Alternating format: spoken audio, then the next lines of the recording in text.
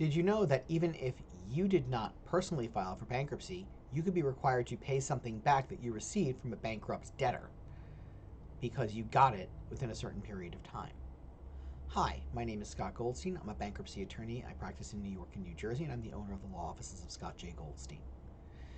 Did you know that under the bankruptcy code, if you are a family member or friend of a debtor in bankruptcy and you received a certain amount of money from them within a period of time before you file for bankruptcy, that a trustee could come and ask you for that money back. And if you don't hand over that money voluntarily, they can sue you.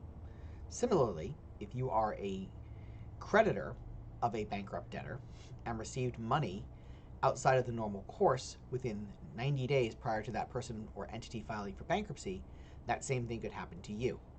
This is what's called a preference action. And trustees do it all the time in large Chapter 11s and asset Chapter 7s, where they're trying to recover money for all the creditors. Why can they do this?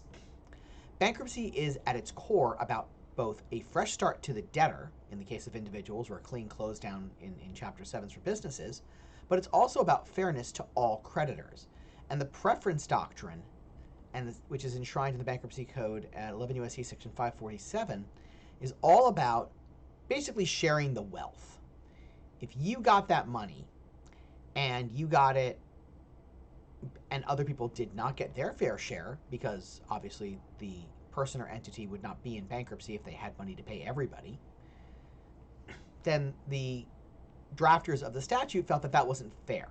And they have empowered the trustees in these situations to go after that money and share the wealth. Trustees are very aggressive about these matters because, one, they get paid a commission of 10% or so on every dollar that they get and can send out to creditors. And many of them actually hire themselves as their own lawyers and get to then collect their hourly fees for prosecuting those matters out of the estate. So trustees make a good amount of money on prosecuting these preference actions.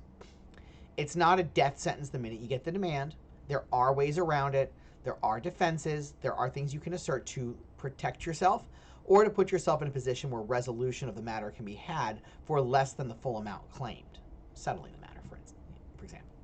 So, if you have received a demand by a trustee for money in a preference action, it's not all over. It's not the end of the world, but you do need to act, and you do need to act quickly and reasonably. So, if you would like to discuss this with me, I would be more than happy to talk with anyone. My contact information is at the end of the video, but I certainly suggest that if you are the recipient of a preference demand from a trustee, that you get on the phone and you call a lawyer, and you call one now, because this is not something you should be handling on your own. My name's Scott Goldstein. I'm the owner of the law offices of Scott J. Goldstein, and I hope to hear from you.